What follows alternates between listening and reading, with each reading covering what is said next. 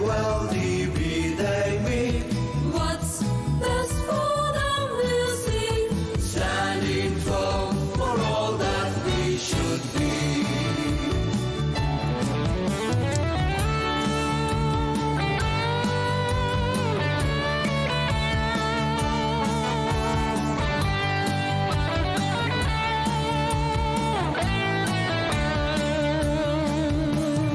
We do what's good for banking governance.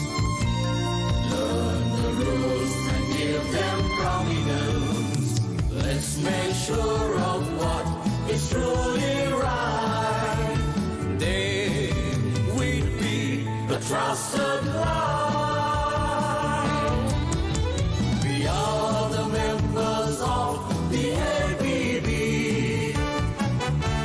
serving all who are in our society. Onwards to the future.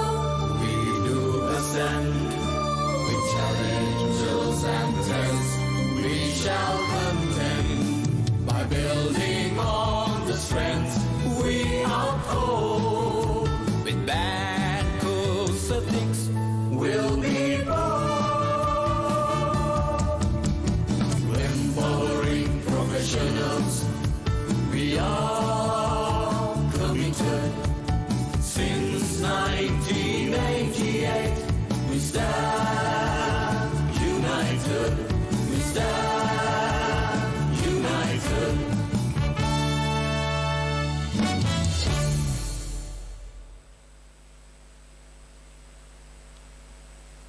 Thank you, ladies and gentlemen. It is my great pleasure and privilege to welcome all of you to this inaugural CPDC Professional Forum of APB Sri Lanka.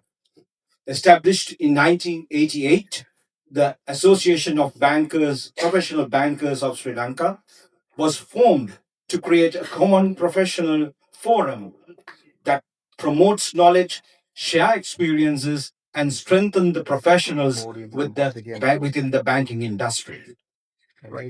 As the CPDC committee, we have planned several technical sessions to impart knowledge on technical aspects and to talk about very current, apt, and timely topics so that we can enhance the knowledge of the banking professionals. Today, ladies and gentlemen, we are privileged to gather knowledge on a highly relevant and timely discussion on a topic of significant importance to our banking community and the industry. To enrich this forum with expertise, insights, and practical perspectives, we are honored to have invited a distinguished and an eminent professional whose extensive experience and leadership and expertise have made remarkable impact in the field. To ensure that this session is available to all the bankers around the country and at the same time to bankers beyond the boundaries who are joining with us from overseas and also to support our partners, we have made arrangements to live telecast this webinar in the uh, in the tech forum, and also all the professionals joining with us online can watch the technical session live via www.apbsl.com. So we would like to warmly welcome all those present here with us today physically, and as well as all those who are present with us virtually to join this very special technical forum. At this juncture, it's my pleasure and privilege to invite a very special person to welcome the distinguished gathering. Ladies and gentlemen, let me cordially invite the President of the Association of Professional Bankers of Sri Lanka, Mr. Dilshan Pereira, to welcome the distinguished gathering. Thank you very much. Thank you for that. Levant, Managing Director, Group Head of Fraud for HSBC, members of the Council of APB, members of the Advisory Council, and members of the Fund Management Committee of APB, ladies and gentlemen. Also, not forgetting the Chief Internal Auditors Forum of Banks who are joining here today along with us for this event. Welcome to you all. Today's topic, building trust in the digital era, safeguarding the banking system from fraud, is quite timely.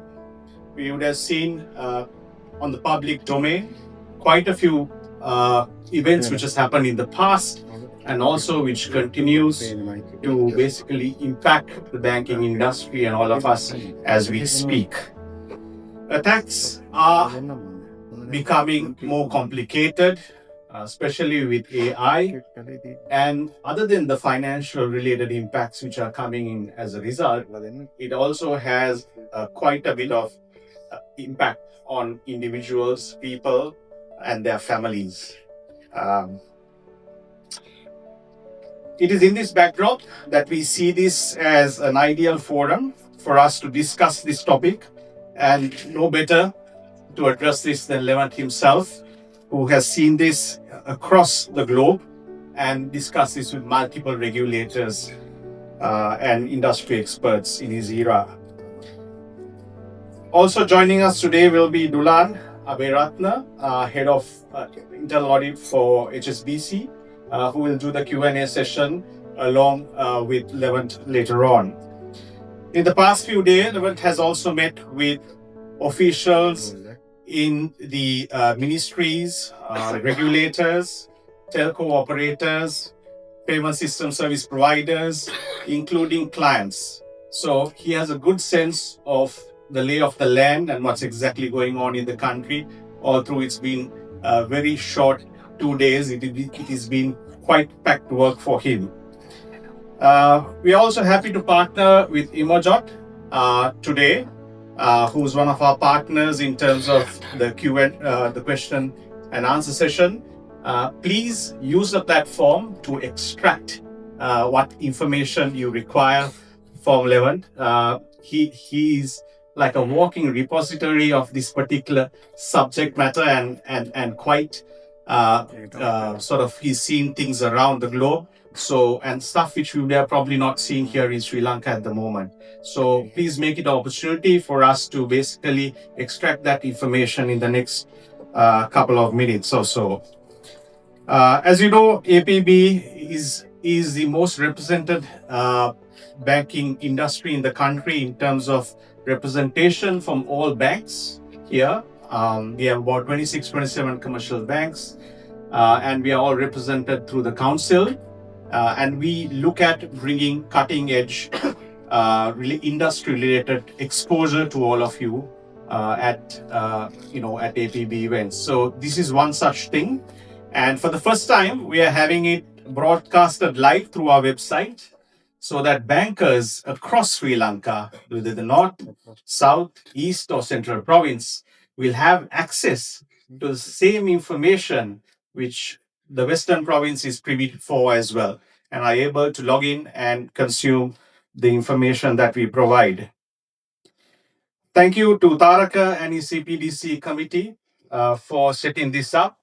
It's been no easy task, and thank you for the elaborate planning that you have gone through. With that, ladies and gentlemen, I wish you all happy learning. So, ladies and gentlemen, we are all set and ready to start the forum. And I'm sure that we're going to hear and learn a lot on this particular subject, which is very relevant to us at the current context as we rapidly expand the digital space in the banking arena. We also see some new threats and the emerging threats and the activities of cybercrime criminals, which needs to be addressed in order to protect the banks. So with that, ladies and gentlemen, before we start the session, few ground rules. I would request you to switch off or put your mobile phones into silent mode. And also you can see QR codes being displayed. So you can scan these QR codes and you have the option of asking questions, providing your feedback, and also upvoting the questions so that most relevant questions can be picked. So, with that, ladies and gentlemen, it's my pleasure and privilege to invite the keynote speaker today, an eminent professional and a well known expert in the field. Mr.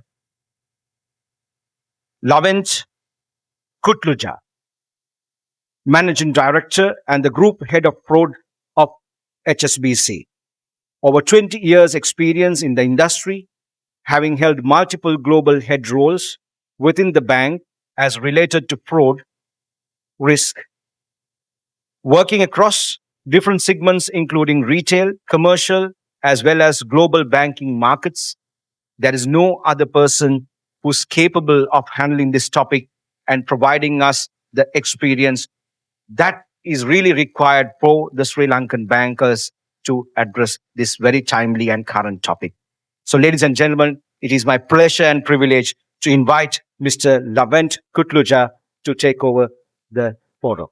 All right. I don't think I've had such a warm welcome. So thank you. Thank you. Very kind words.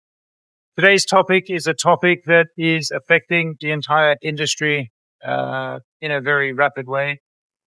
I don't think I've ever been more popular in my life as a banker than being the head of fraud. Suddenly everyone wants to talk to me. So it's quite a unique feeling. Regulators are super interested in fraud. Politicians are super interested in fraud. Law enforcement are super interested in fraud. Okay. In a world of generative AI, in a world of constant news cycles, in a world of deep fake voices, you can no longer believe something just because you see it. You can no longer believe something just because you hear it. And you can no longer believe something just because you read it.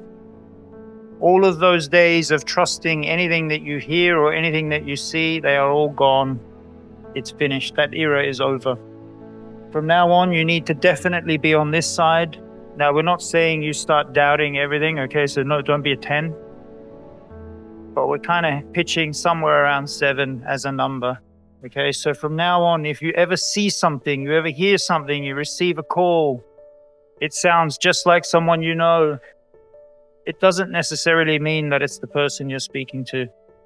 And unfortunately, that is something that everyone who works in banking and all of our customers of the banks that we serve need to start thinking very, very differently. Because it's this very concept of humans being too trusting that the fraudsters are exploiting. I'm going to play a video now which talks a bit about this and That is insane. Hey guys, Troy the Magician here, hitting the streets with HSBC UK. As a professional magician, my aim is to entertain people using a specialist set of skills.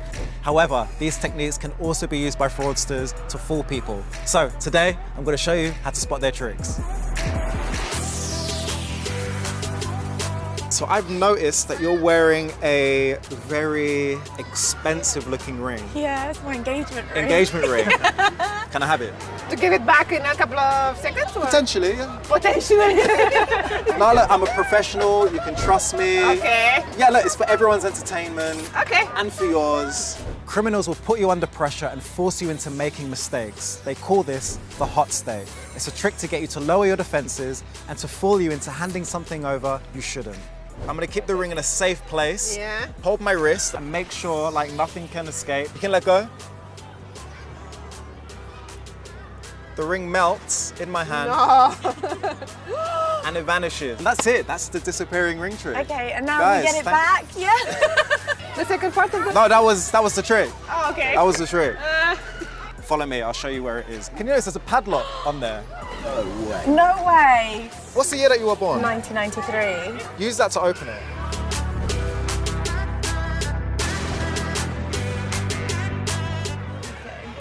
How did you get it there? That's mad. Yank a little oh bit. my God. And that's definitely your ring. That is insane. Yeah? Yeah, this is mine. And you just gave your ring to a total stranger just because I pressured you into it. Now listen, don't give your personal stuff to anyone. Not your PIN number, your passcode, and definitely not your ring. How old are you? 21. What's your shoe size? Where do you live? Are you in a relationship? What do you do for work? Train driver. Yeah. Okay, with that information that you gave me, I'm gonna try and guess your passcode. Hold my wrist, but don't push me towards the number. Let me try and gauge it from you. Okay. You're good at your poker face. Absolutely.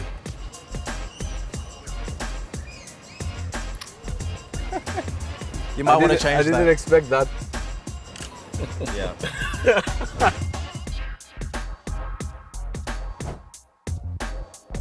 Just like a magician, criminals are always one step ahead. Now, I can't reveal my secrets, but they'll call you out of the blue, having already researched you online. And they'll ask some seemingly harmless questions to get the information they need.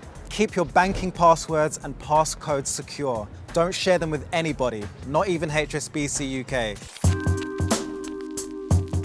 The reason I stopped you is because I want to borrow your bank card. Right, okay. Right. I'd make sure you get it straight back. I know you seem a bit anxious, but I'm a nice guy. I wouldn't do anything to like take your information. You trust me? I okay, trust good. you. Good.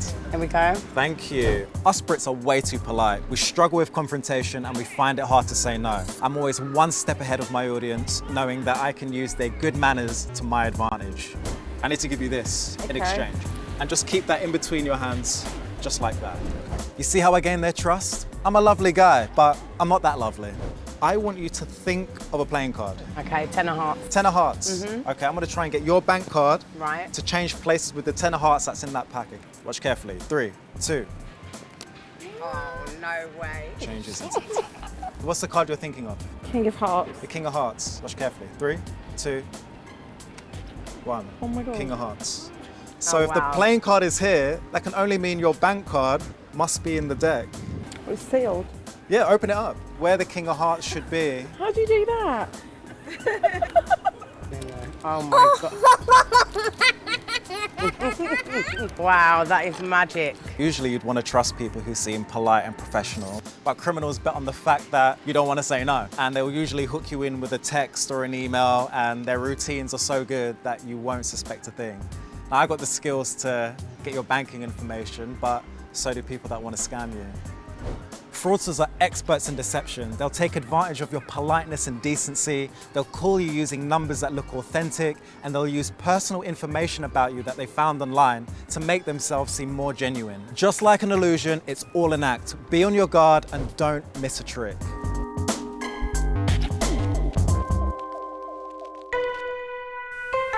He is already seeing in all of the sites where we've deployed the right technology, unauthorized payment fraud is almost non-existent.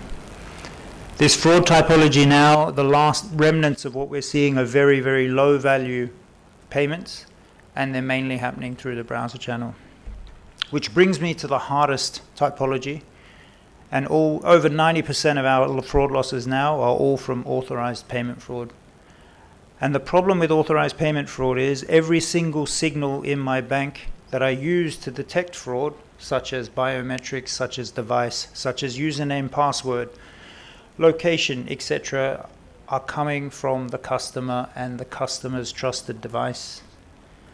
When I call the customer and I say, "Are you sure you want to make this payment? This payment looks very, very risky," the customer says, "Absolutely." Okay, so the common typologies here are romance scams, investment scams. These are the typologies that we're seeing, and impersonation scams. These are the top 3 authorized payment fraud typologies in the world.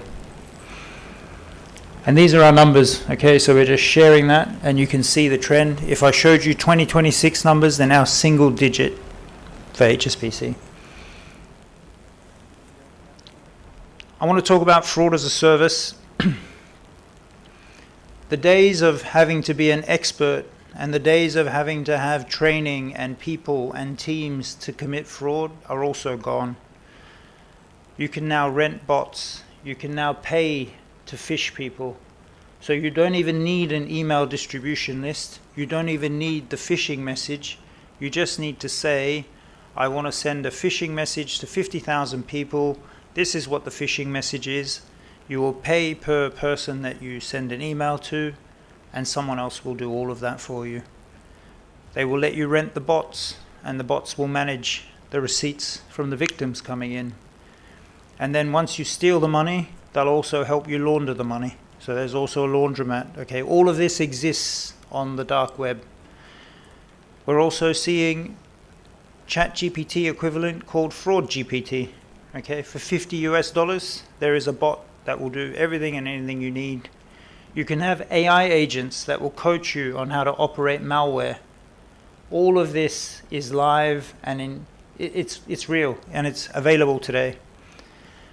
Now the challenge for Sri Lanka is, I know that you haven't seen a lot of fraud in the last 3 to 4 years, but because all of this fraud typology is so scalable and so easy to pivot, as soon as fraudsters detect the opportunity, they'll just pivot to Sri Lanka.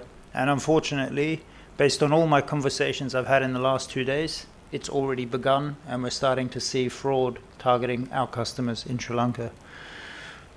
I'm just going to talk about this last topic of payment fraud, and today's topic is really all about payment fraud. That's the main topic. Payment fraud is an emotional risk. Okay, it's not like the other financial crime risks. I'd argue no one in this room has ever met someone who's been SDN'd in sanctions. No one in this room's met a terrorist. No one in this room's probably met professional money launderers. But I promise everyone in this room probably either knows someone who's been scammed or is 1 or 2 removed from someone who's been scammed. The same thing is happening with regulators. This is very emotional. So I had an interesting case in one part of the world where the bank was surprised when the regulator didn't agree to an extension. Okay, so there were fraud controls that needed to go in place. And I remember speaking with our colleagues in that site, and I said, you had better put the controls in place. And they said, no, we don't need to. It's fine. It's fine. The regulator's going to extend. They always extend. And I said, I'm telling you, this is different. This is payment fraud. It's a very emotional topic. No, everything's fine. Don't worry about it. And sure as anything, the regulator said, no way. From the 1st of April, any customer losses, you're liable for all of it. We told you to put the control in place. You didn't put the control in place. That's yours. Okay? And expect this reaction from your regulator. Expect a reaction that is emotional. And historically, maybe you were able to push out deadlines. You were able to push out extensions. You will not get extensions on certain topics when it comes to protecting customers from payment fraud. These liability model shifts, we expect this to continue in almost all markets in the world.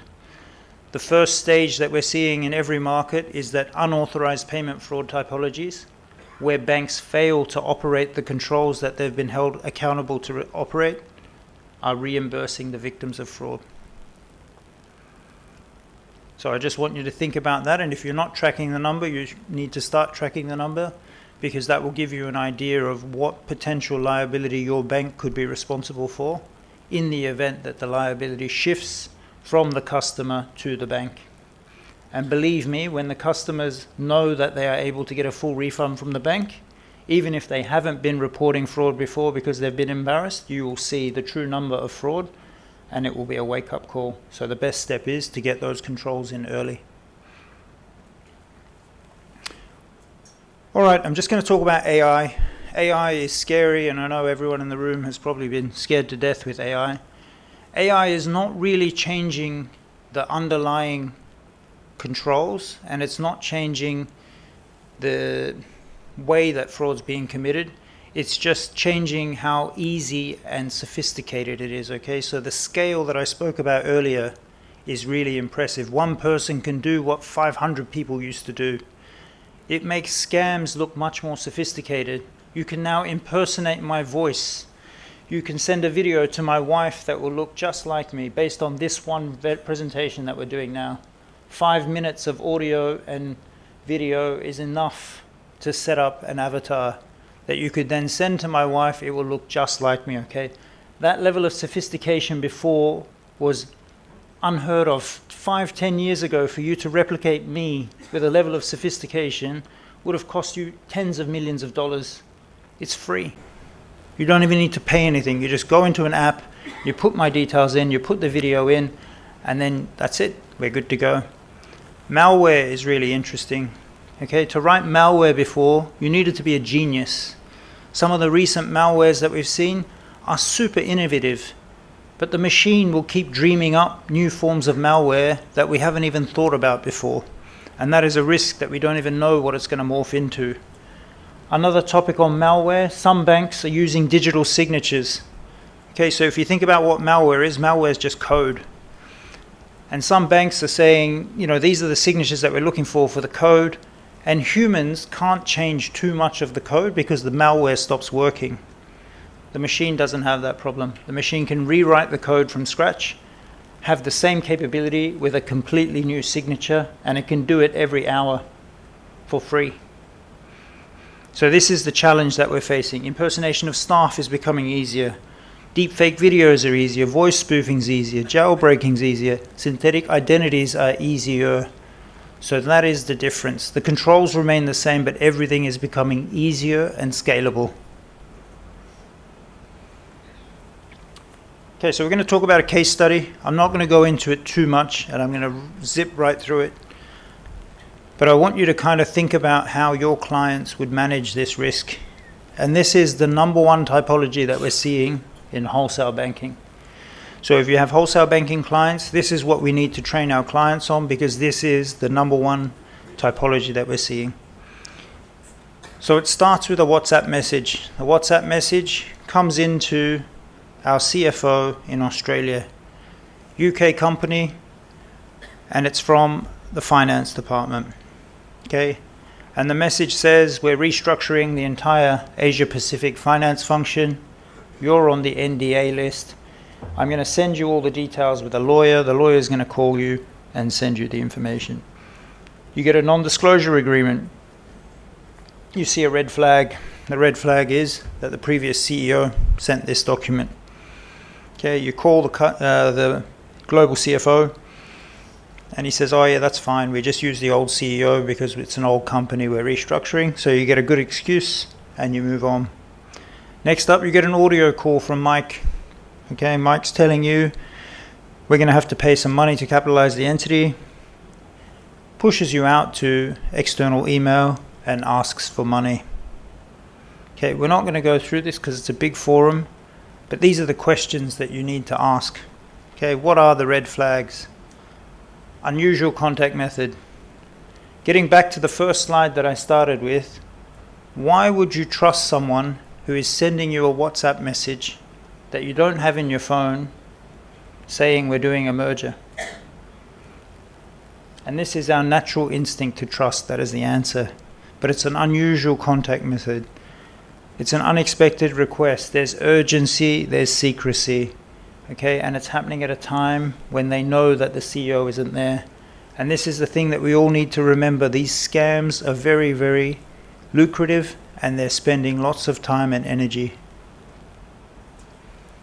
Okay, these are the steps that would have worked. So as I said earlier, despite the sophistication of certain deepfake scams, the old controls are still working. Calling up the real global CFO will break a deepfake scam. But you have to call on a number that you trust. You can't call back on the number that they contacted you on. And in that particular case, when the person would have called that WhatsApp number, deepfake voice, and it would sound like me or the global CFO. Okay, we've done this one. So this is a real case that happened in Hong Kong, and this is why we're seeing these attacks growing in number. Even if you spent 4 weeks, 6 months researching this company and building deep fakes, spending all this time to find audio, video, making different kind of templates, emails, finding out different things about the individuals, researching them. If you can make 25 million US dollars from one scam, why wouldn't you invest more? And unfortunately, this is what we're seeing. We are seeing this hyper-personalized spear phishing attacks that not only have very, very specific details that will make you think, oh, hang on a minute, this is that person. But also, they'll create deepfake videos. They'll go to the effort of finding all they need and getting ready to launch a sophisticated attack because the payoff is very big. And this is what it typically looks like. Okay, these are real messages that we've seen in our bank. They're targeting banks. Okay, a bank in Asia fell victim to a fraud just like this. They targeted the CFO of the bank, and there was a payment that was made. Now, they were lucky. The receiving bank rejected the payment, but in a very similar fashion to what we're seeing on the screen, the fraud was committed. And if you click the link on the right, it's a deep fake voice recording, okay, just to add to the believability. But then I'm going to present to you all now, when you're in a cold state, why would you believe this message? Okay, you need to be skeptical. You need to be asking, why is the CEO sending me a WhatsApp? Why is the CEO asking me to sign an NDA? And these are questions that now need to be asked as part of your day-to-day routine. Okay, I made this session up from Money Heist. I don't know if anyone's watched Money Heist on Netflix. So we're going to go the other way, right? So if whoever hasn't watched Money Heist, quite entertaining. It's about, robberies. And they come up with a plan where they're kind of saying, okay, how do I do the fraud, right? So I'm only showing you this so you can see how effortless it is to commit that fraud. So I showed it to you from the other side where it looks super sophisticated. But in reality, this is it. Okay, you go onto Google. For $5 I could buy the name of 400 finance directors, CFOs across Asia. They all attended this event. I had to delete the name to protect them. But for $5 you can buy that entire list. You've got email addresses and phone numbers of everyone on that meeting. Now here I'm going to ask a question. Which one of these data points would you protect the most?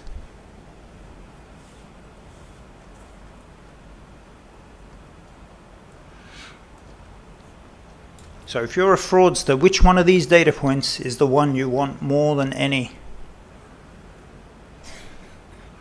So if I went back 5 years, 10 years, everyone in this room would say date of birth, right? Today, it's the mobile phone number. I want your personal phone number if I am a fraudster. That is the most valuable piece of data. Your name and your mobile phone number is what I want. Because with those two data points, I can launch a personalized spear phishing attack, and I'm coming straight into you. There's no more gatekeepers. I don't have to get through reception. I don't have to say who I am that's calling. I don't have to do any of that. I can just go straight into your WhatsApp and hit you with a message. And most likely, sad statistic for everyone, 98% of all WhatsApp messages are opened by people. Okay, so now I've got your phone number. This is a real message that came, okay? HSBC being targeted. And this is what it looks like. That's our group CEO. How much does a SIM card cost in the UK? Anyone guess? Prepaid. £1, that's the number. Okay, so I paid £5 for the list, £1 for the SIM card. So technically, if I'm only going to commit one fraud for $6.50 US, I'm able to launch an attack. Let's assume that I did a big attack, right? I took the whole list and I went for all 400. I rent the bot army, send the message. Someone takes the hook, set up the deep fake. Tell the customer or the victim, move away from email. Let's talk WhatsApp. Let's get out of the work ecosystem. Wait for my payment, launder the money on the dark web. That's it. Okay? You see how simple that fraud is when you look at it from the perspective of the fraudster. And that is why we are seeing fraud growing exponentially. When one of those pays off, in the unfortunate cases we saw in Hong Kong, they made $25 million US off the back of that fraud typology. And that is why the fraud is not going to end. It is just going to keep coming and coming and coming until all of the bankers in this room upgrade their controls to protect customers. Now we're going to press play on this AI if it works. Yep, it works. Okay, this is Will Smith eating spaghetti. We don't need news or volume. AI, Will This is Smith eating spaghetti back in 2023. Okay, somehow this became the gold standard for generative AI Now videos. brace yourself, because only 2 years have passed, and 2025 AI dropped this. The jump in quality is mind-blowing. Okay. How did we even get here? That's in 18 from that months. first attempt? 2026, it's about 5 times better than that. So if this is the rate that we're seeing in 3 years in the quality of AI, it goes back to my opening statement. You can no longer trust what you see. You can no longer trust what you hear, because the machines make very good fakes.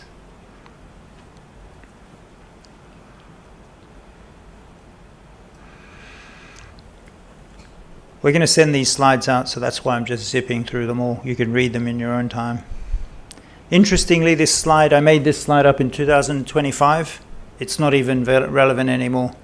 So you can see even this slide is outdated. The only control that's still working against deepfake with fair amount of reliability is to ask the person to put their hand in front of their face.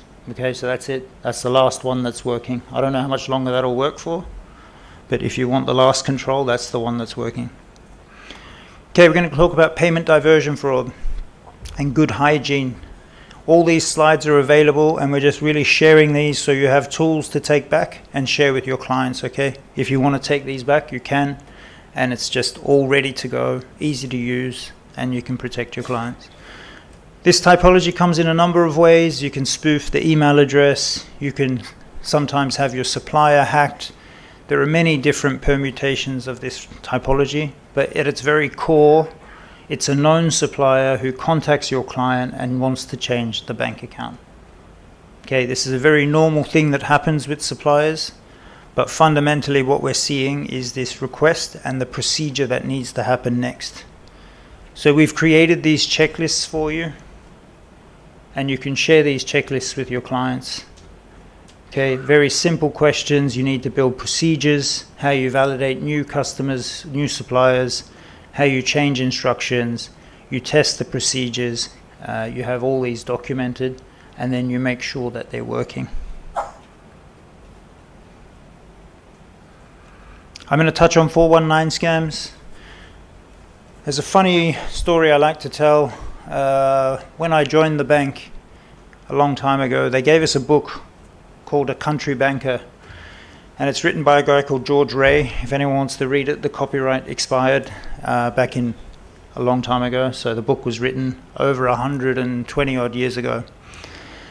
And the reason I use this book in my training is I was able to find in the year 2016 the exact same fraud being committed in 1898 in 2016. So more than 100 years had passed, and we're still seeing the same trade finance fraud. Now in the book, it was £20,000. In my case, in 2016, it was 20 million US dollars. But fundamentally, it had not changed at all. The exact same trade finance fraud over 100 years ago. Now this 419 scam has been around for a while, and I put a very old one up just so we can imagine the good old days. It's not like this anymore. Okay, we just saw a 419 scam recently. It was a full prospectus for green bonds, 100% customized, completely legitimate looking, with pictures of the fraudsters in the 419 scam, in the prospectus.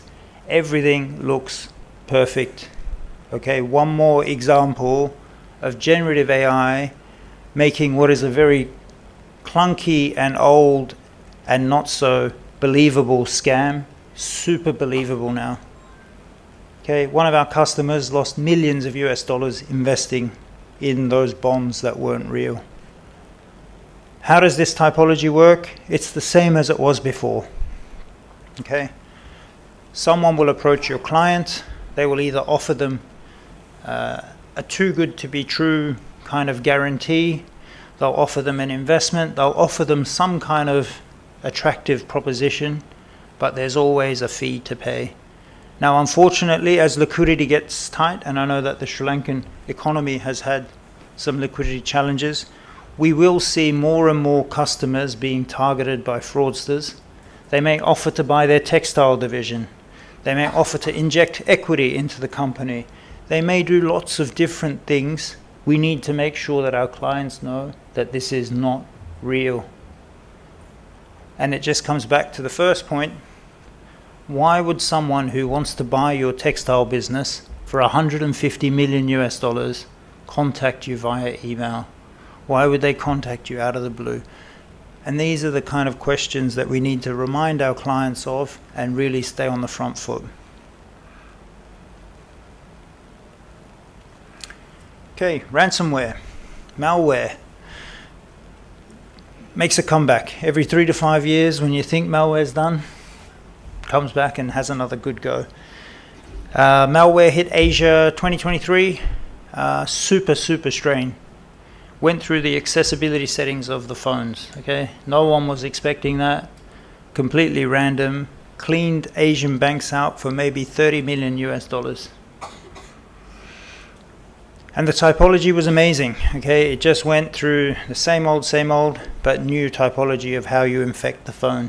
What we're seeing now is the common infection is a link, okay? It can be a link that says cheap holidays. You click the link, it says no problem, you can still get the cheap holiday, you just got to download this app. The app, you get a warning, oh, don't worry about the app, warning, it's a good app. Customer downloads it. At that point in 2023, the fraudsters took over all the voice. They could hear everything you're saying, read every email, read every text message, look at all your keystrokes. They literally could see everything and anything on your phone, and they owned your phone. So it's a very dangerous typology. Sometimes comes through pirated software, okay? So we just got to keep educating clients that these are risks and that they should never download. I like this one. This one's cards, okay? There's been very little innovation in card fraud, but the bad guys mixed it up. Okay, so we saw some new stuff from the bad guys, some innovation for cards. Has anyone seen this one before? Relay fraud, teleport fraud, did it make it to Sri Lanka? No? Okay, you're gonna like it. It's pretty clever. So it all starts with the standard typology of binding a card to the wallet, okay? The start hasn't changed. So you call a customer, you trick them into giving the OTP, you may set up a fake link, they click the link, they put the OTP in, however it happens, you bind that card to your phone. Now historically when you bind a customer's card to the phone, the velocity rules and the card rules kick on, right? So if I sat there and tapped to buy, I don't know, Google Play Store vouchers or something for $1,000, once I did the first one, once I did the second one, the bank would go, oh, time out, that's too many purchases, something's off, and they'd kill it, right?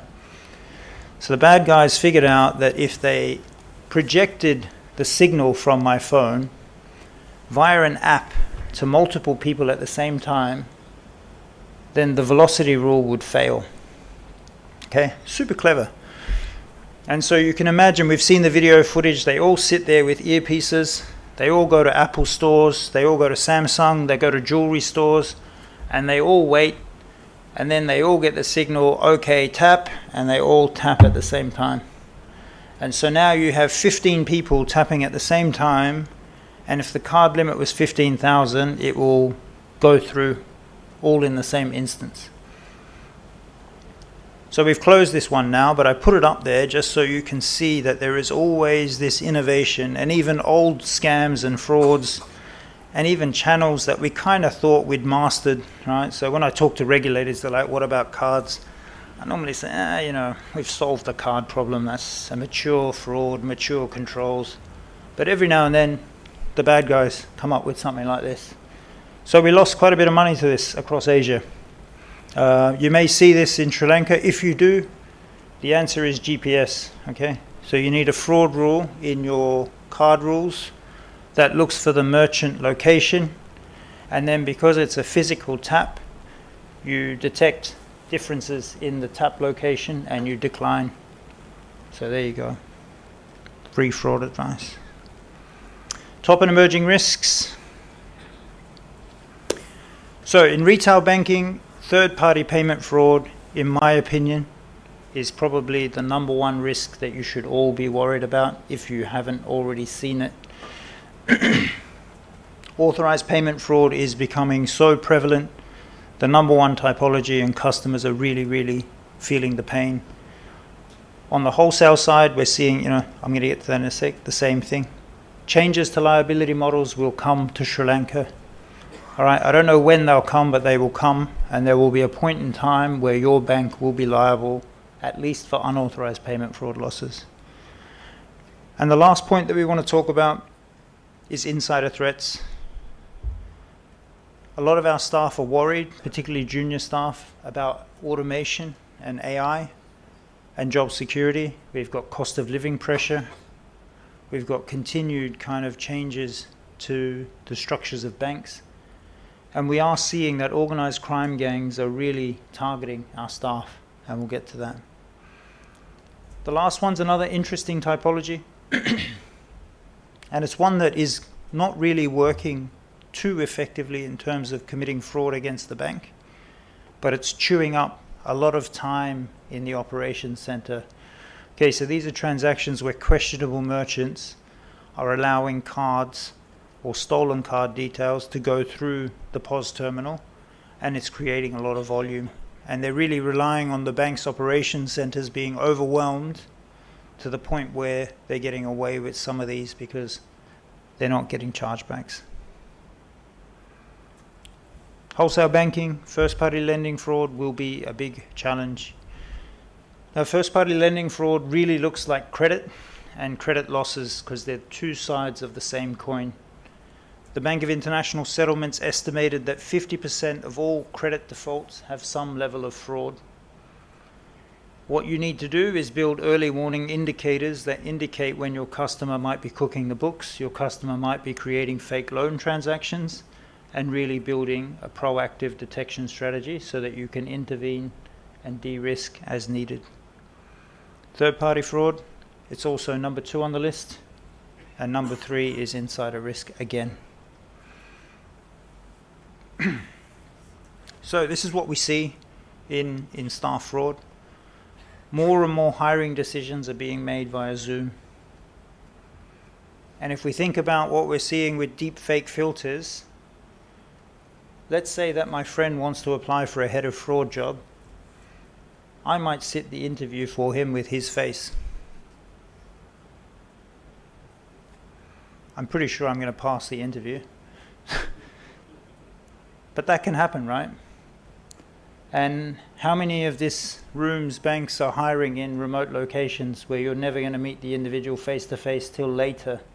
Okay, when you meet them later, they're going to look and sound just like I did with my fake voice and my fake face filter, but they're not going to know what they're doing. And this is the challenge that you have, is you can potentially employ someone to do a job, put them into the role, and they don't know what they're doing. And this has happened in our bank before, right? So we've paid someone for 3 months for a job that they were completely unqualified to do. And the manager was surprised that they weren't doing their job. I mean, they had no idea how to use a computer, let alone be, running an IT department or working in some other part of the bank, right? So you need to rethink how you hire people in remote locations. And you need to think about whether or not you go back to the original way or you come up with face filter checks where the employee has to wave their hand over their face, they have to do something else. But these are very different considerations to how you've probably been hiring during COVID, something else. Lapses in judgment are becoming more convenient, and they're featuring in third-party fraud cases.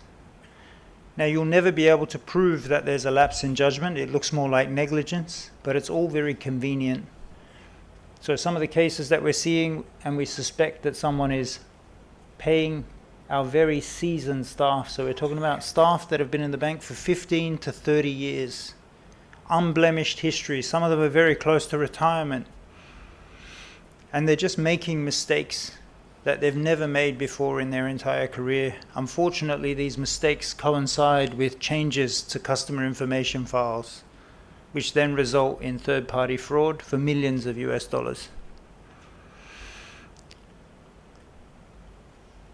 Insiders used to use their internal bank accounts. They don't anymore. Okay, so there needs to be some form of monitoring of your employees' external bank accounts by looking at customer movement to external bank accounts. Okay, so that is something that is becoming more and more required as we move through. And monitor conflicts of interest. Okay, we see conflicts of interest as the early warning indicator, along with gambling and along with high debt. So these are things that you should start monitoring for. And I spoke about the last one. We believe that as our controls get more and more stricter, organized crime gangs will just target the employees of the bank. So you need to think about what controls could you put in place to mitigate the potential that your employee is acting against you. Okay, so we spoke a lot about authorized payment fraud and how hard it is. Hello? Hi? Is this thing working? Yep. No? Hang on. I've got the technician on the job. No? How about now? Alright, I'll just stay where I am. It's fine. So the only way we're going to solve authorized payment fraud is through an ecosystem approach.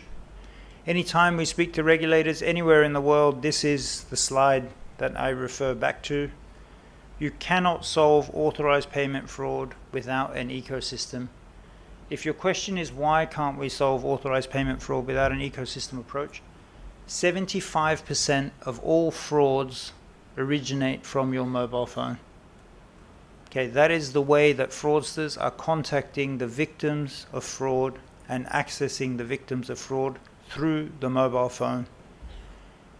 There are no fraud controls in tech companies. There are no fraud controls in telcos that exist today in Sri Lanka that are protecting our customers from the fraudsters at the point of contact.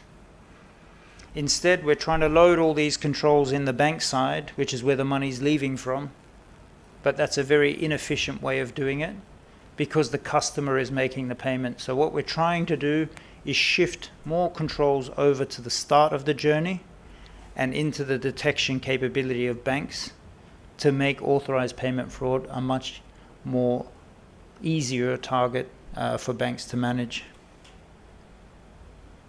We speak a lot about the layered control framework, okay? You will always need the layered control framework in anything that you do to target fraud. One single control will never solve anything because we have so much dynamic movement and evolution in fraud risk typologies.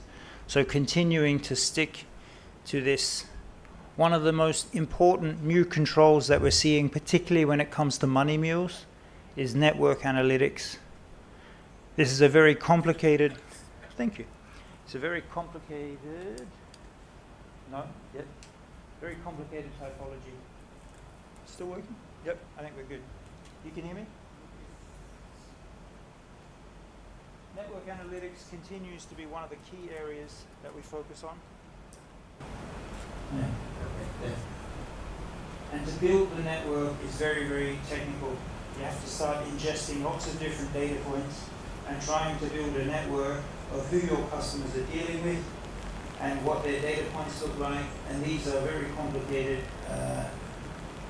computations. I'm going to give up on this. There you go. Give you that back. It's all right. Tried to get too technical. We're starting to run email numbers, devices, okay, so devices are really helpful, and we're going to get into that now. I've just put in here some of what we're calling minimum control standards, okay, and I'm just sharing some of this for your own information in terms of where we're going to build controls, okay. So we're really looking for more controls to uplift the standards through the life cycle. And the first one here is really looking at application screening, okay, building better application screening, building robust authentication. So this is how your customer logs into the internet banking app, how they're doing certain step-up journeys, okay, risky journeys such as provisioning new devices, limit increases, changes to email addresses, setting up new beneficiaries, okay. All of these are high-risk journeys. And when your customer is engaging in these high-risk journeys, you need to step up and go through an authentication process. Device intelligence is becoming critical to stop unauthorized payment fraud. Okay, that level of knowing what devices your customer uses that are good devices, and knowing when you're seeing new devices popping up in your customer's digital banking channel are critical to protecting your customer. Behavioral profiling is critical. We spoke a lot about bots. It gives you the ability to detect bots. It gives you the ability to detect changes in the way your customer's holding their phone, the types of different activities that you see. They're all unique. When you see high-risk behavior, you need the ability to automatically kick the fraudster off the internet banking channel. These are all capabilities that you've probably never built before into your digital banking channel that you're going to need as the fraud becomes more and more sophisticated and targets your channels. Vulnerable customers may not be able to use your app, so you need to think about what could you do and what controls may not be relevant for certain customer demographics and provide solutions for them. Transaction monitoring.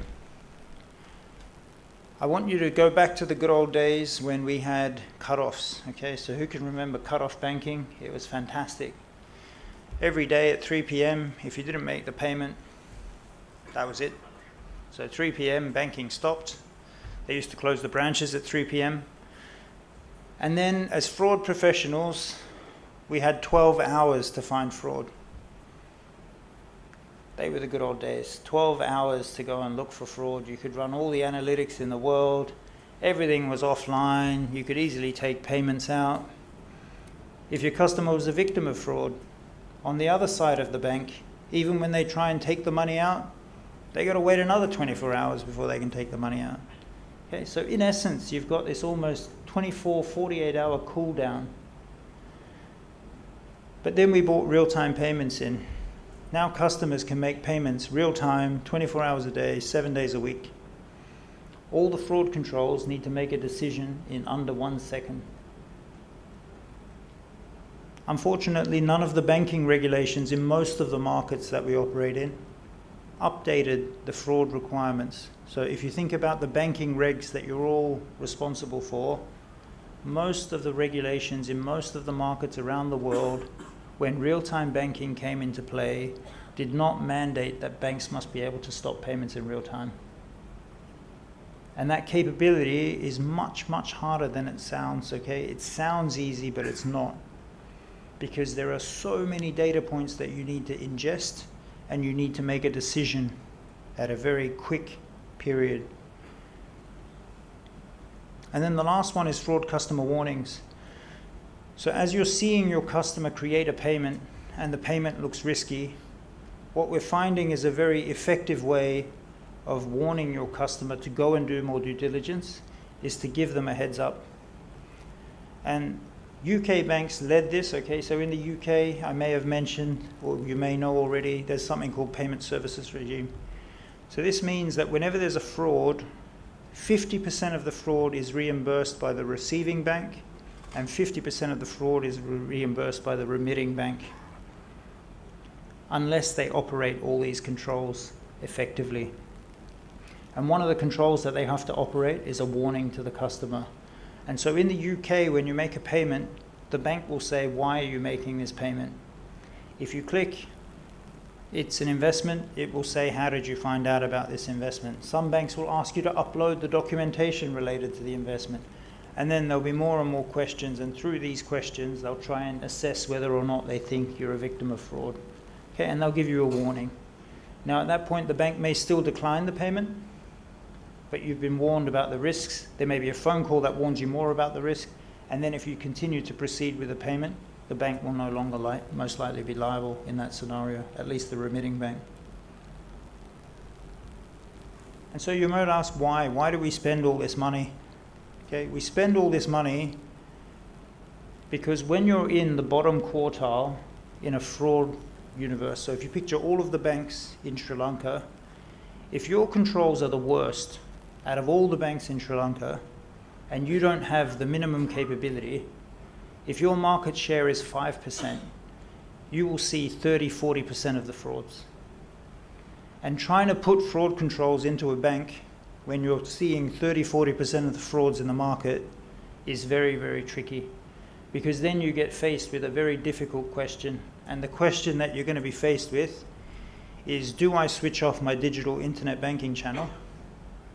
At which point the regulator may say, hey, you're no longer meeting service requirements and you may get penalized for every day that internet banking is off.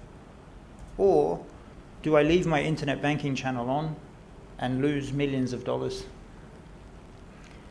And while you're trying to put technology in, it gets more and more difficult to build something while you're under attack. So this is the benefit of building these control standards and having a baseline capability.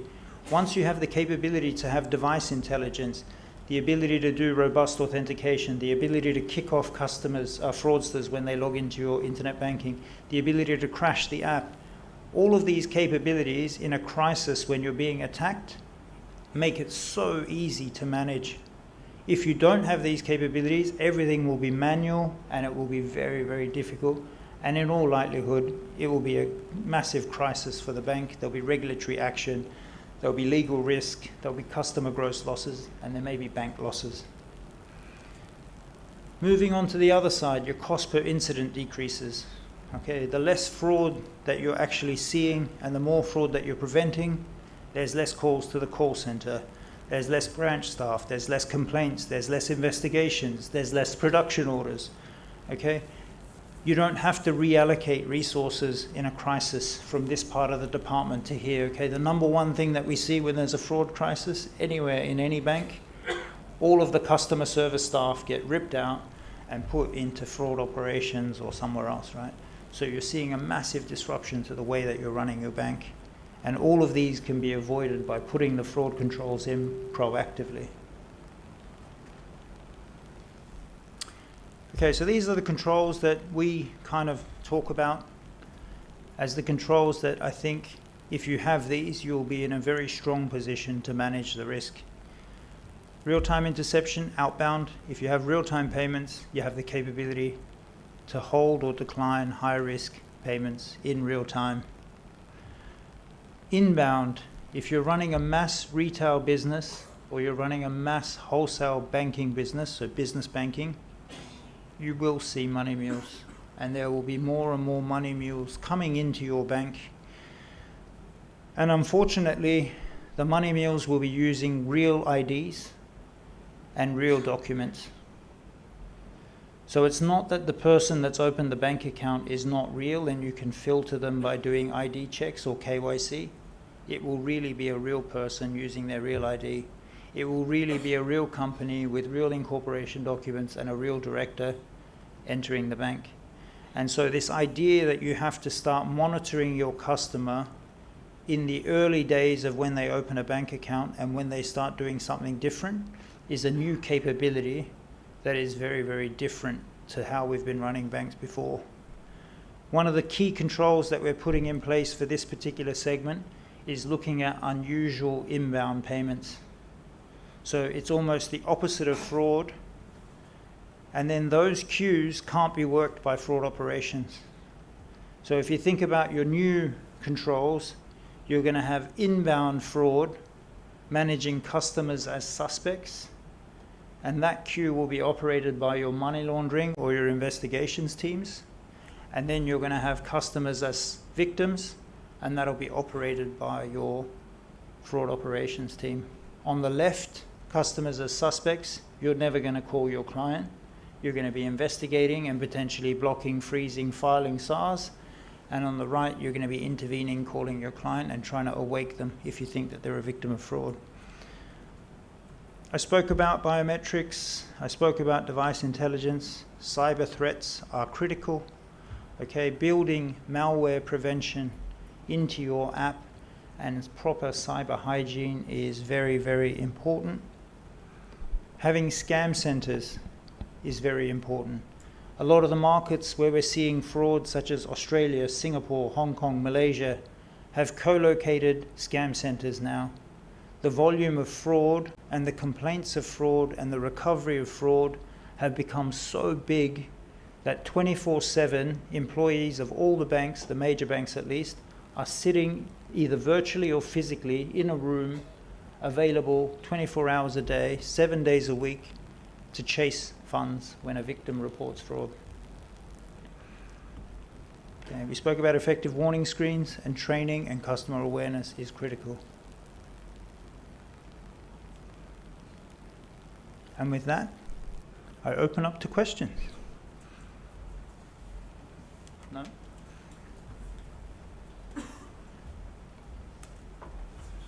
Sorry? Oh, that's right, sorry.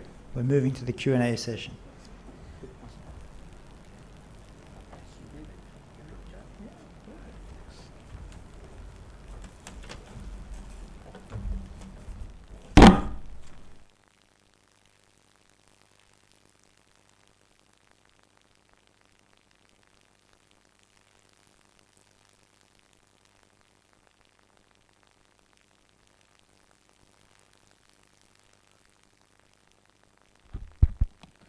Thank you, Mr. Levent Kutluja, for that wonderful session. And I'm sure that it deepened our understanding on the domain of risk. And I'm sure that all of you were really enriched with his very pragmatic, very comprehensive content on the AI powered fraud risk, which is a real threat and a different paradigm in fraud. Now, ladies and gentlemen, it's time for us to deepen our understanding on this domain with Mr. Levent Kutluja, the Managing Director and the Group Head of Frauds at HSBC. And to navigate through the question and answer session, we have a veteran and an eminent professional in the banking industry, Mr. Dulan Aberatne, Head of Audit at HSBC Sri Lanka. He joined HSBC in 2009 as a management accountant and brings more than 20 years experience across finance and audit related disciplines. He is a fellow member of the Chartered Institute of Management Accountants, UK, and has previously worked at MAS and Ernst & Young. Ladies and gentlemen, it's my pleasure and privilege to invite Mr. Dulan Aberatne to moderate the Q&A session.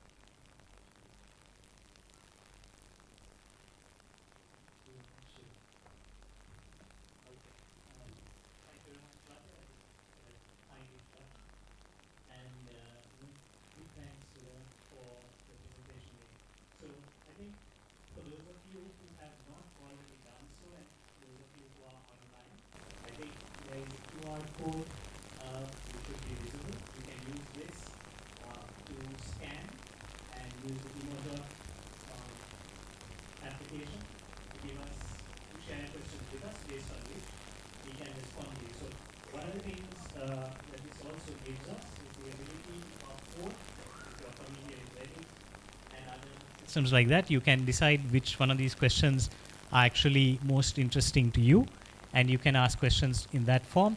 And if you are also willing to share any questions here in the audience, please raise your hand, and I'm sure we can get a mic over to you to proceed. So we got quite a few questions coming in. Okay, so I think this is from Pulasti Koswata from Sri Lanka, and this actually builds into one of the questions or one of the points you raised, and that is around with AI-powered fake video conferencing trends, eKYC, which was introduced in Sri Lanka as well during COVID, given the difficulties in traveling and so on, that is going to become a very untrusted method. So what would you think would be our sort of prevention approach to it?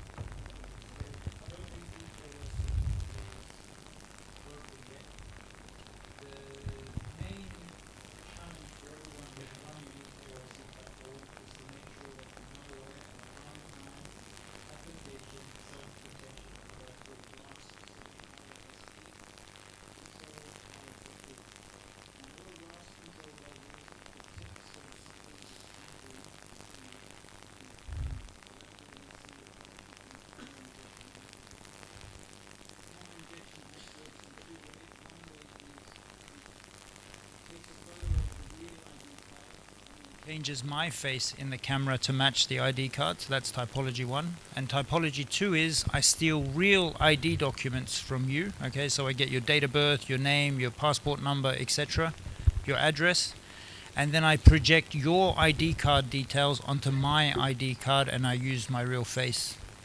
Now those two controls are very effective. If you operate the RASP control correctly, you can screen out these camera injection hacks and tampering, but that risk is evolving all the time, so you need more safety net controls. You need to know when that control has been breached so that you can then intervene and pull back some of the onboarding and tighten up the friction. The other way that we're looking to move towards, which I think is the gold standard, and we did speak to the regulator and a number of other individuals about this, is the possibility of using government golden sources. Okay, so some of the golden sources that we talk about, the UAE, for example, Vietnam, you're able, and SingPass is another one, you're able to tap into the government identity records and pull the details directly from the government and then compare them to the photo or the video that you're seeing. The other one that is possible is to tap a passport. Okay, so the encrypted NFC on the passport is also very effective, and there are vendors who will provide solutions. One other benefit of using encrypted NFCs on the passport or going straight to the to the government source is actually an increase in customer experience.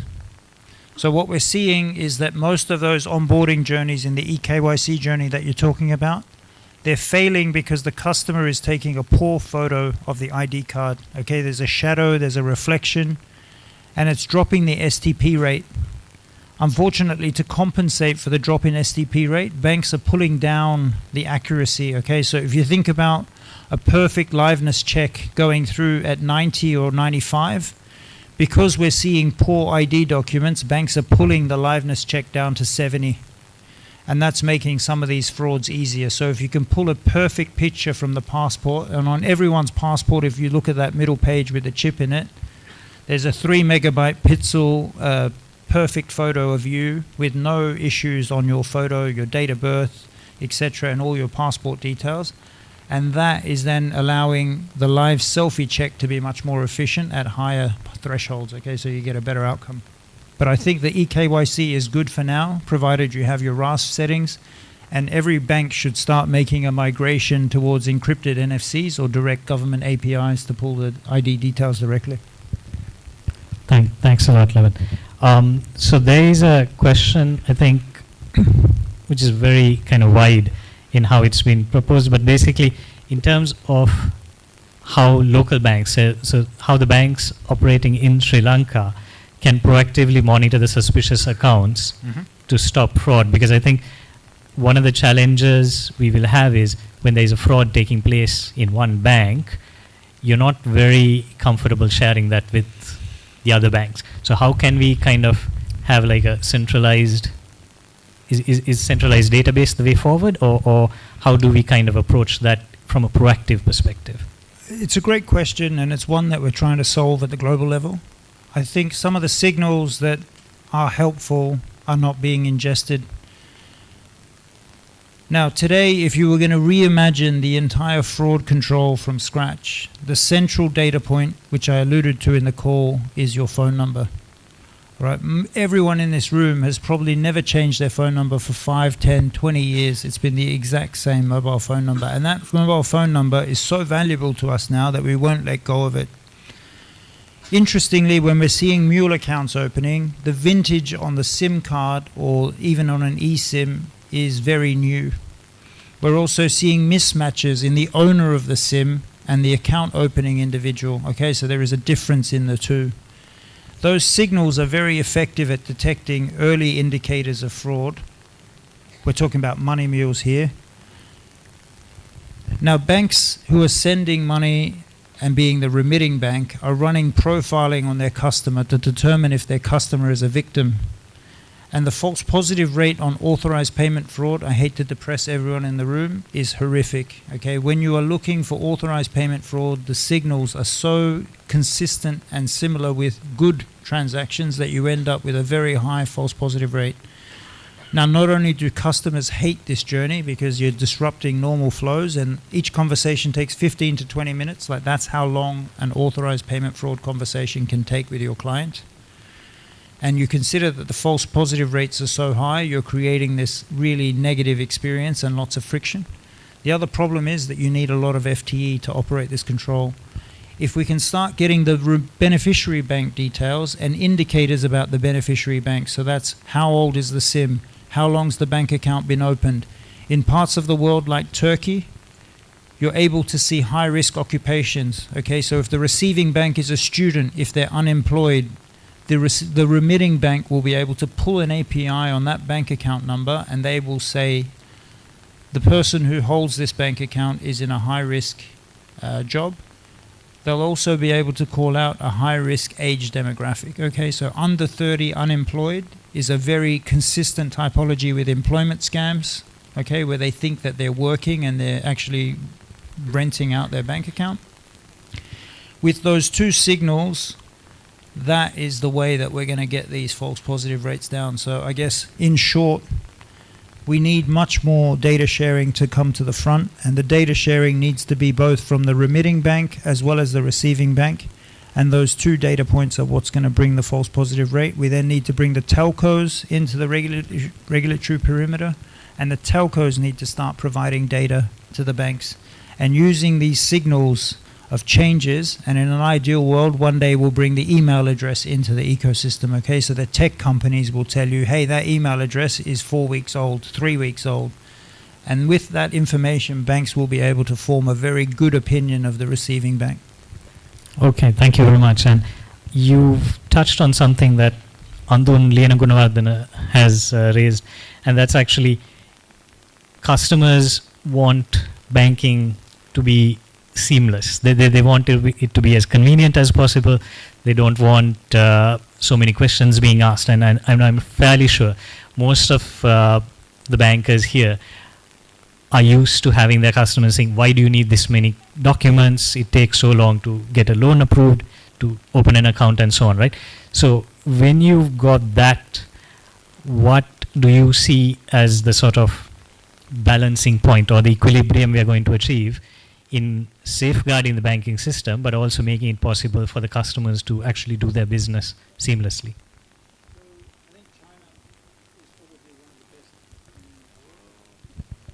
How's that? Yeah, okay. So China is leading the way in this. China have created these mini apps and verifiable credentials. So it's pretty seamless as a customer experience. And in China, they're opening up bank accounts in under 2 minutes.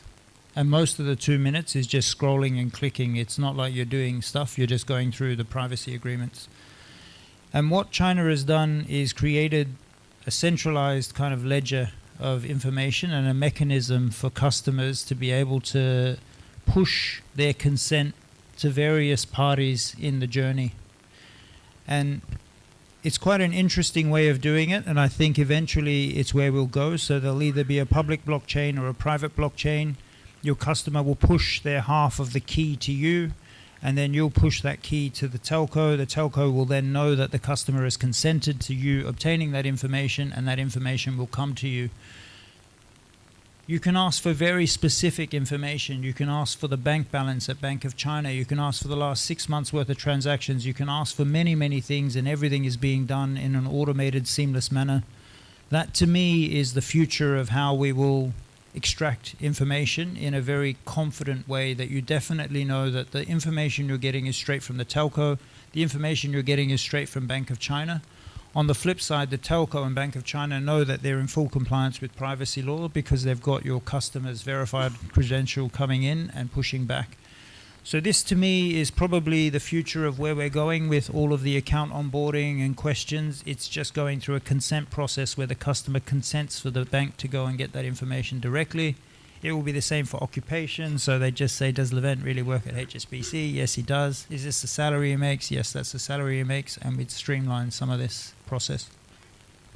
Thanks, Levent. So I think Nuan from Sri Lanka, who asked about how can banks share fraud intelligence, I think you answered that question fundamentally in that response also. There's one piece that I will touch on, right? And I mentioned the malware. And it's quite interesting that Asia had malware, and I was in Austria in the start of the year at the Global Fraud Summit, and I had someone from an Austrian bank come to me and say, "Oh, have you heard about this new malware? It uses accessibility settings." And it was so amazing that 3 years later, an Austrian bank has finally seen this malware attack that had happened in Hong Kong and Malaysia and Singapore 3 years ago. So I still think there's ways to go in terms of sharing intelligence. The other thing that I find quite interesting is, banks are reluctant to share things that work. So I just shared the SIM card thing with you guys, right? And, that's something very new. I only figured that out about 6 months ago, so there you go. But getting rid of money mules is a win for the entire sector. So some people may say, Levent, why are you standing up there telling everyone how to do these things? I tell everyone how to do these things because I care about the customers. And when we all work together, we push the fraudsters out of Sri Lanka. But if one or two banks are not doing it and Sri Lanka's profitable, the fraudsters are just going to hang around in Sri Lanka. So all the banks need to work together and share what's working and what's not working so that we can push the bad guys out. Because believe me, if I close all my controls and I make my bank perfect and all the other banks in Sri Lanka do it and you're like the last 3 banks that haven't done it, all the fraudsters will just come to your bank and you will just have 100% market share of fraudsters. And that's the challenge that we have. All the banks need to lift up together. Otherwise, we're just going to see all of this flow into the weakest bank and really cause massive problems to the customers of that bank. Thanks, and maybe that's something for the APB to work on going forward in terms of improving that sort of collaboration. So in terms of, I think, news that we've seen recently in Sri Lanka, something that made headlines was a lot of funds going out of the country through trade-based money laundering. And Rometh is asking, how would you manage fraud relating to trade finance? I know that's a very wide question, but what would be maybe one specific thing we can look at? Look, all of trade finance comes down to KYC and KYCS. Okay, that is the key fraud control that is essential. You need to understand what your customer does and what they, so what they say they do versus what they're actually doing, along with the suppliers and buyers. Almost all of the fraud typologies that we see happen over time. Okay, so your customer will always have a real business. And there's this kind of cognitive bias that our relationship managers have where they say, oh, but I know that the company does that because I've bought their stuff before. But when you're doing trade-based money laundering, the trick is to have a core business. Okay, you want to have 30-40% of real trade so that you can stuff the money laundering into the other 60%, and that's the name of the game. So the idea here really is to look at transaction flow. I find that most of the trade-based money laundering, or where you lose money to trade finance fraud, is where you don't have the transactions coming through your bank. So if you are going to finance a percentage of the trade, you need to have that percentage in OPA, okay? And that is the key. You need to know who the buyer is, who the seller is. You need to do due diligence on the buyer and seller, at least the top 10% of each kind of, or top 5, I'd say. Top 5 buyers, top 5 suppliers. You should be doing full KYC. So that's know your customer's customer and know your customer's supplier, and that is the way that you'll detect this risk. Okay, thank you. So I think the 2 most popular questions at the moment, Levent has already answered.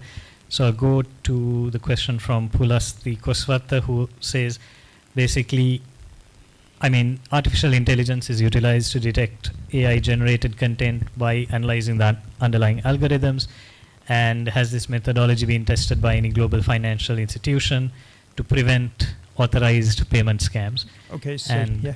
Has that been successful? We do this, okay? We introduced machine learning models to our fraud decision engine, and it was amazing. So the benchmark I use to track value detection rate as an effectiveness measure is something called a value detection rate percentage. Okay, so this is the percentage of all authorized fraud in the month that we saw and how much of it I detected. And by detected, I mean I intervened and I stopped the payment and called the client and had a conversation with the client. Before we used machine learning models for authorized payment fraud, our number was hovering somewhere between 20 and 40%. After we put the machine learning model in, it's hovering around 60 to 80%. Now, there is this myth that why can't you get to 100? You can get to 100, but you will destroy all of the efficiency and customer experience, and the value proposition fades. So to go from 94% of value detection to go to 100, you need 4 times the alerts. And that is just to get a 6% increase. Okay, so there's that exponential kind of decay of value. So that kind of 60 to 80% is a good number, ideally tipping closer to 80%. But to do that without machine learning is very, very difficult. Now, the machine works in a very interesting way, as we all know with AI, and it seems to find patterns that aren't intuitive. And at the end of the day, it says, here are the new settings you should try today. And you just click a button and it updates them. Sometimes if we're having a bad day and we're seeing the fraud getting away from us, we may refresh the settings in a few hours and the machine will do it straight away. Okay, so this is stuff that humans cannot do. If we wanted to pivot that quickly, it would have taken at least 2-3 days to test. The machine is doing all of this in real time. You can run your own models as a champion challenger, right? So if you think you're better than the machine, which we rarely are better than the machine, you can run your human model and the machine model, and then at the end of the day, you can compare whether you've got it right. But really, AI is changing the game when it comes to fraud detection, particularly for authorized payment fraud typologies. Thank you. Do we have any questions in the audience? Because we've got quite a lot of questions on the Emojot. Just double checking if there's any questions in the audience. Okay, so no questions from the audience. I'll just go back to the ones that come through the app. So you mentioned that incident where you can, just spend $5 and get like 400 email addresses, phone numbers. And so Jeremy De Silva has asked this question. Many of these many banks obtain services from third-party service providers. There's a lot of customer data going in. So what are the kind of risk factors there, and how do banks protect themselves and their customers from fraud in these instances? Yeah, so cyber risk is a huge risk, okay, and it will become and data leakage is a huge risk. You really need to do more due diligence on any vendor. If you were going to give your entire customer list over to a vendor, you would want to make sure that that vendor has the right level of cyber controls. If they don't, then you are going to be very vulnerable to a data leak. And a data leak of your customer base, depending on the type of data that's being leaked, given the sophistication in the scalability of attacks, the way that AI would work, could cause a material problem to your business. Something I didn't touch on here, but is very real and is already happening, is AI agents calling your call center. Okay, this is already happening. It's a thing. Some American banks are even running. These are genuine AI agents. Okay, so some individuals in America are delegating their voice to an AI agent, and they're asking the AI agent to call the bank and get in a queue or change something. So the banks have put in a control to deprioritize the bot's call, because the bot can wait as long as it wants. The bot doesn't mind waiting, but humans mind waiting. But this is already a thing. Now, if I have all of your data and your customers' data, you can see how I could start bots calling into your call center, knowing the date of birth, knowing other data points of your client. They may be able to pass a verbal quiz, and it will be the same kind of journey where the bot is trying your contact center. If it gets through, it hands it over to a human. If it can't, it just tries the next one. Now, you might think this isn't a big deal. Maybe they can't pass the verbal quiz. But I now ask you, could your contact center handle 4,000 calls in one day? Probably not. And what would happen to your contact center if suddenly you started receiving 4,000 calls from bots who are all trying the data that they just breached? You can see how this creates a new operational resilience problem for you.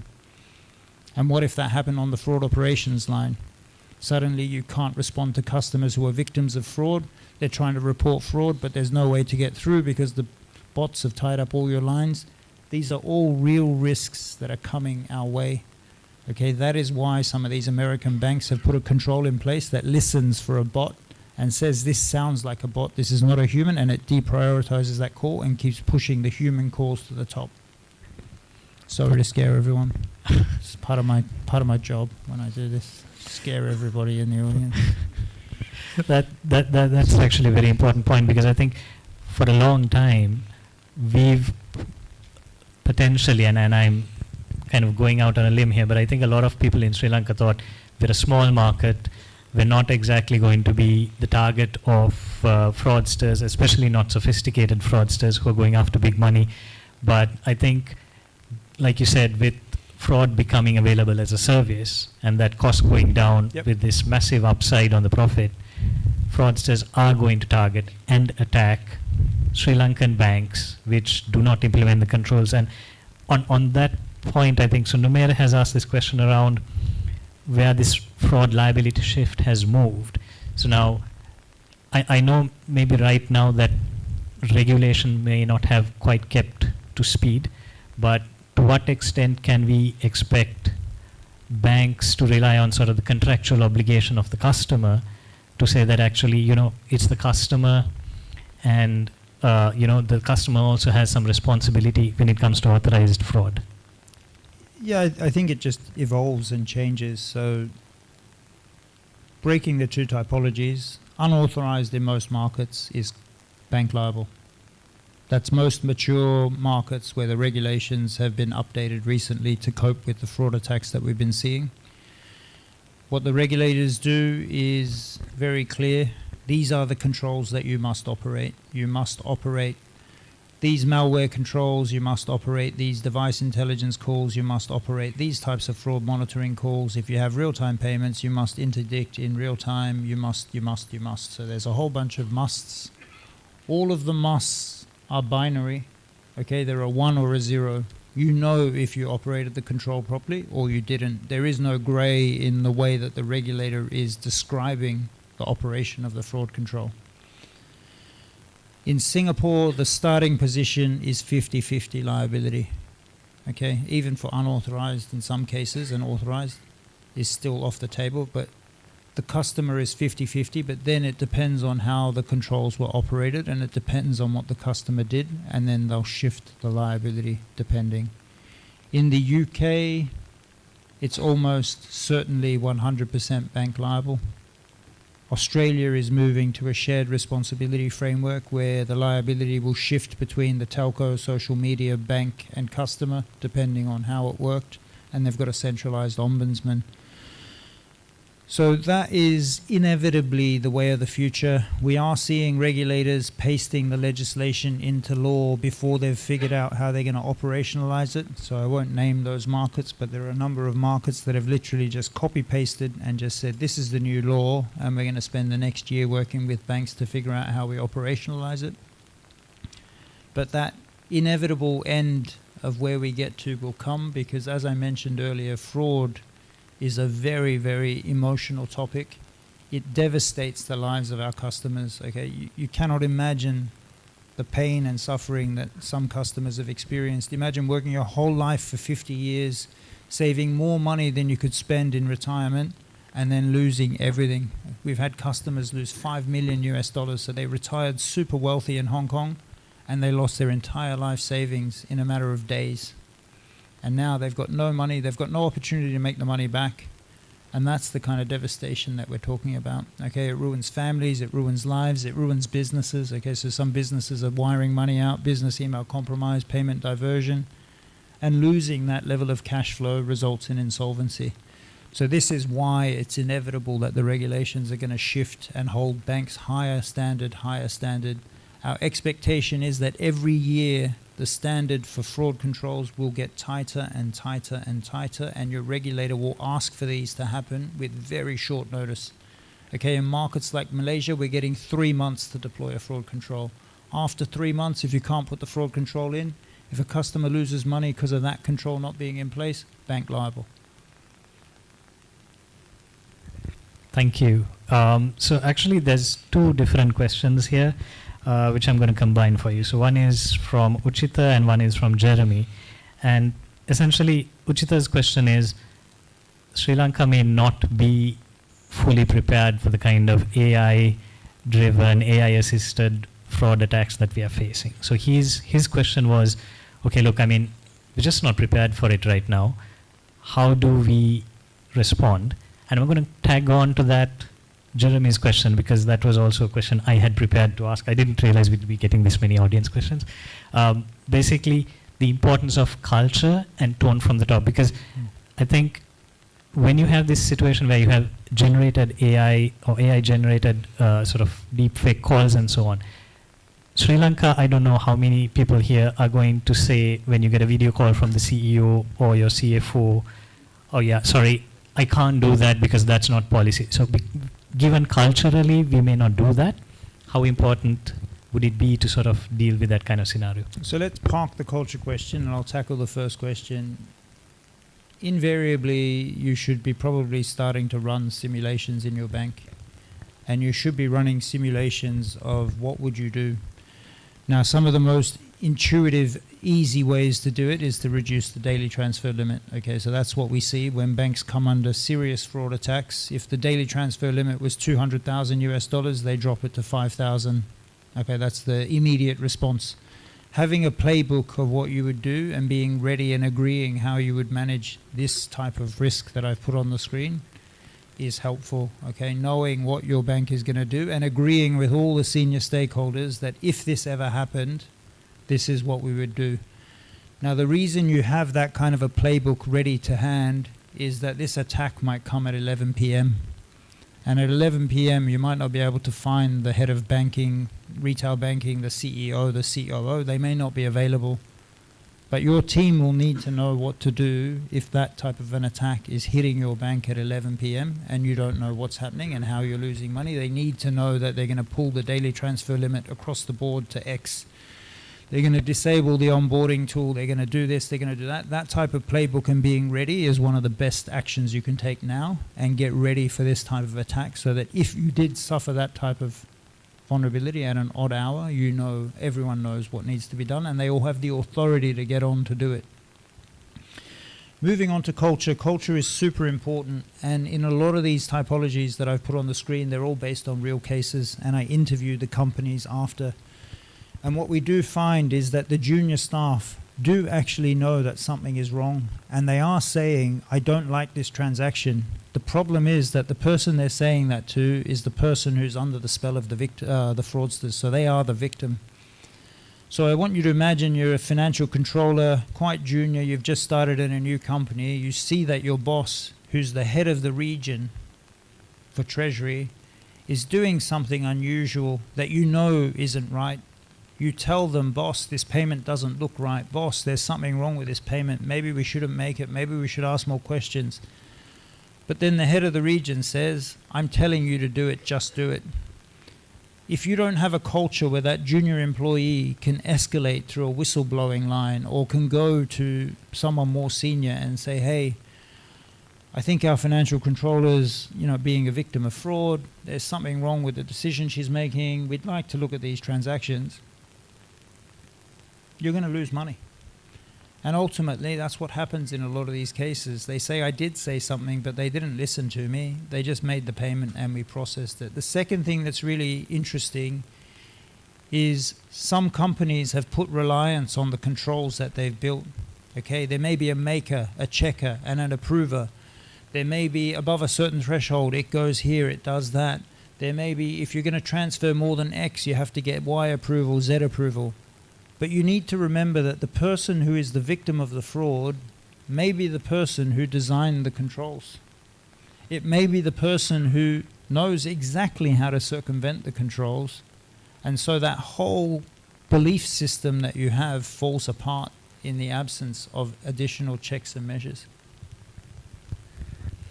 Thanks, Lavin. So we've got a whole bunch of questions here, but I don't know how much more time we have. I'm good. So maybe we'll take another 5 minutes more. Okay. So this is, I think... Dulan, you get to pick the best question. Go. Yes, no pressure on me at all. So basically, this is an interesting one from Amit Gunatilaka, who says, there's more organizations adopting API and host-to-host integrations. So between the ERP, they are on-prem ERP and the bank. So what can banks do to detect fraudulent transactions in case the ERP on the customer side is compromised? Look, there are many fraud rules that we're running to detect risky payments. Okay, and risky payments can be something as simple as a rule that says, we're paying account number 123 for Levent, and then tomorrow I'm paying 456 to Levent. Now, if we've never seen account number 456 before to that same name, it raises red flags. So you can just refer these over. The easiest way to do this is an effective customer warning, right? So if we think about friction, the more you can put that journey back onto the client, the better it is. And that, to me, is the kind of dream state of where we're trying to get to in banking, is that we're nudging our clients. This doesn't look right. Can you go back and check it? Confirm that you've checked it. Yes, I've checked it. Now, even then, when the customer checks it, we still need to be diligent. And if the payment looks wildly unusual, then we'll go back in and do more checking. But there are other fraud indicators, as I said, on the unauthorized side that becomes quite easy to detect. But fundamentally, the authorized payment fraud signals will require more help and more intelligence on the receiving bank. So if we start getting the receiving bank information, we can tie that back to the payment using your other data, your other network graphs. So we spoke about network graphs. That was something that we spoke to Lanka Pay about, the potential to build a centralized network graph in Sri Lanka. To describe what a network graph would look like, you start to cluster good payments on one side, you start to cluster bad payments on another, and you start to build networks of who is hanging around the bad payments and who is hanging around the good payments. And eventually you start scoring counterparties, you start scoring newer counterparties lower, you start to look at even newer counterparties with good networks as better, and you can start to get more descriptive on the risk of the person you're paying. Then you add in your profile of what are the risks that my customer's a victim of fraud, and those two will get it down. And you can put all of that into your decision engine, ideally cloud-based machine learning decision engine, and then that will run and tell your client with an effective customer warning, etc., and that's the way that we go. Thank you. So I guess for the final question then. Hit me. So this is coming from Amali and Rochelle. I'm combining two questions here. So it's to do with, a lot of us here will have seen central bank, especially on LinkedIn, on other media, sharing a lot of information where we are kind of trying to help customers be more aware of fraud. And at the same time, banks will be looking to train their staff on fraud. So in this instance, just how much time do you think banks should be spending on training the staff, as well as on making customers more aware of fraud, and how much do you think that plays, percentage-wise, a role in preventing frauds? Look, on the bank side, the relationship managers in banks need to know what to look for. Branch staff need to know what to look for. Our bank in Hong Kong called Hang Seng does something amazing. I think it's one of the most innovative ways to tackle authorized payment fraud. So what they've done is they've picked retired bank employees, okay, so branch staff that have retired, and they sit in the bank, and if we have a victim of fraud that we suspect to be a victim of fraud, particularly if they're elderly, they sit down with the retired bank staff and have a cup of tea. And that technique has been 5 times more effective than going to your client saying, hey, I think you're a victim of fraud. Are you sure you want to make the payment? This looks really weird. It's just a very casual conversation. They'll just say, come and have a cup of tea. We just want to talk to you for a minute. And this tea journey has woken up so many of our elderly customers who've been victim to fraud, because it's a much more relaxed setting. But having employees who are able to have a conversation like that without confronting the client, and you also need to remember 2 things, right? One, the client is under the belief that they're genuinely not a victim of fraud. And 2, they may be ashamed of what's happened and they don't want to talk about it. They don't want to talk about it with someone that they don't know. So that's another piece. So training staff to know how to sensitively handle this, have those kind of difficult conversations with the customers is 1. Knowing the typologies is 2. And being able to kind of pick up when something doesn't seem right. Engaging law enforcement is interesting. Okay, so more and more what we're seeing, at least in Asia, is an expectation that when we think our customer is a victim of fraud, but they refuse to believe that they're a victim of fraud, We engage law enforcement. We bring law enforcement into the bank and they will talk to the customer. And surprisingly, again, getting back to that concept of trust, when a law enforcement officer is saying the message, there tends to be a bit more of a chance that the customer will wake up. Moving on to the second point of training customers, this is probably one of the most challenging things, and you can see the videos that we do and you see the way that we're changing the way that the messaging goes into the customer. This constant innovation of changing the way that a customer trusts is probably the key message that you need to land with your client. Now, we do this in so many different ways. In Hong Kong, we've done an art fair. Okay, so it's like a art exhibition, and you go through, and it involves lots of different quirky ways to tell the customer that this isn't real. There'll be a phone call with an actor who's a famous comedian, and he'll be joking with you, but, you know, tricking you and trying to... And this constant thing of, why would you believe me? Why would you believe me? Why would you believe me? Why would you believe me? Seems to be working over time. So that's probably one of the key messages in all of the training that we give to customers, is trying to make them realize that they can't trust what they see, they can't trust what they hear, they can't trust what they read. And if they ever need help, they just need to come into the branch and we will help them find out if this is real or not. Thank you very much.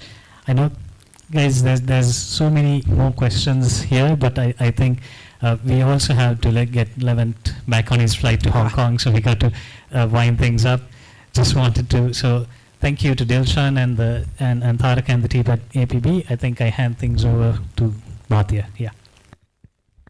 Thank you very much for that very insightful discussion, where we learned a lot of things and learned a lot of practical aspects of how to manage frauds when it comes to the digital arena and the AI-based frauds that are emerging, which is very scary, I would say. So thank you, Mr. Dulan Aberatna, and thank you, Mr. Levent, for your contribution. Thank you. They deserve a bigger round of applause. So may I now invite the President of the Association of Professional Bankers of Sri Lanka, Mr. Dilshan Pereira, to present a token of appreciation.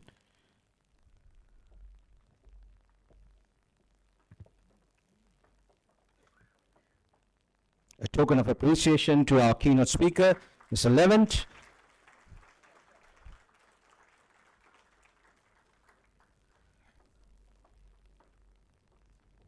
A token of appreciation to Mr. Dulana Beratna, the moderator who conducted the Q&A session.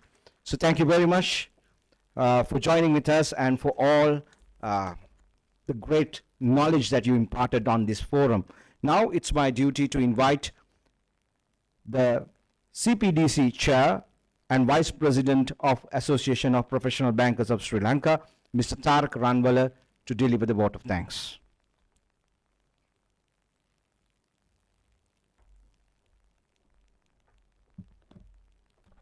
Thank you, Bhatia. In the interest of time, the fact that Levent has to catch a flight back, I'll make this as brief as possible. First and foremost, I need to extend a very warm appreciation to our keynote speaker, Levent, for taking time and for being here. I know you had a very short and a very hectic time, and from the responses I received from both our CEO and some of the other participants in all your other sessions, I think you had a hectic time, and thank you very much for being here on behalf of APB. And Dulan, thank you very much for being the moderator. In fact, I was joking with Dilshan and saying it's a HSBC home and home affair, but don't worry, we will make sure that the audience will ask the right questions, which was kind of okay. Before I go in to thank 3 or 4 other important people, I need to make a small announcement. At the start, for 7.5 to 8 minutes, we had a bit of a technical issue where the voice was not very crisp on the web. So my all the participants who logged in through the APB web and through the YouTube, our apologies for that. brief interruption, but then subsequently we were able to sort things out. Why I want to say that was this is the first time that APB in their technical sessions we were able to go online and promote it to all our APB members and banking fraternity outside Colombo, because we say that everything happens in Colombo and our outside banking fraternity don't get the opportunity to attend, and we were able to do this, including our bankers overseas. And I should thank the president and the council for both guiding and supporting the CPDC for doing this. And in order to do that, I think there were few partners who made it possible for us. First and foremost, AFNO Asia, who is our web hosting partner, who hosted the live streaming on our web. Upright Private Limited, Tevin and his team, who made it possible with this, the entire live streaming possible. And then Emojot, the AI partner that we had. In fact, I should thank them sincerely, because at a very short notice, they were able to put all this together. So thank you very much, AFNO, Emojot, and Upright for making this possible. I would be failing in my duties if I do not thank the general manager and our own council member of Bank of Ceylon for providing this venue for APB every single time when we have a technical session. Then, of course, my CPDC committee and my very well supported banking coordinators who are part of my team, because without them we wouldn't be able to do this, because it was a first time for all of us getting this live streamed, and it was not easy, but all of them helped us immensely. So thank you very much, the bank coordinators of CPDC and my CPDC committee. And finally, the Executive Council of the APB and the past presidents, including our immediate past president, for supporting us and setting the tone, and for all of you who made it here, despite the fact that we had the live streaming going on. And in my short stay of 2 years at the APB, this is the first time I saw that we had to put in many seats inside the auditorium, and it was packed. And I would like to thank all of you for being here. And finally, I hope we did justice to bringing down one of the best, not in Sri Lanka, but in the region. And I'm sure you all learned something invaluable.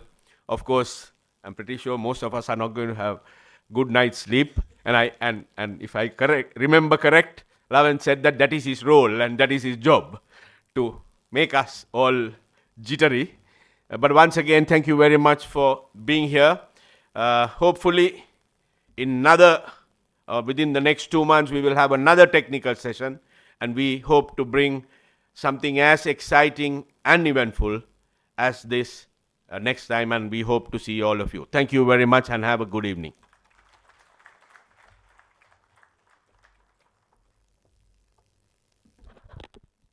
Thank you, Mr. Anwala. So, ladies and gentlemen, with heartfelt gratitude and sincere thanks, I bring our inaugural CPDC session to a close. I look forward to seeing you again at another very insightful, practical, technical session. Until then, have a safe journey back. Thank you.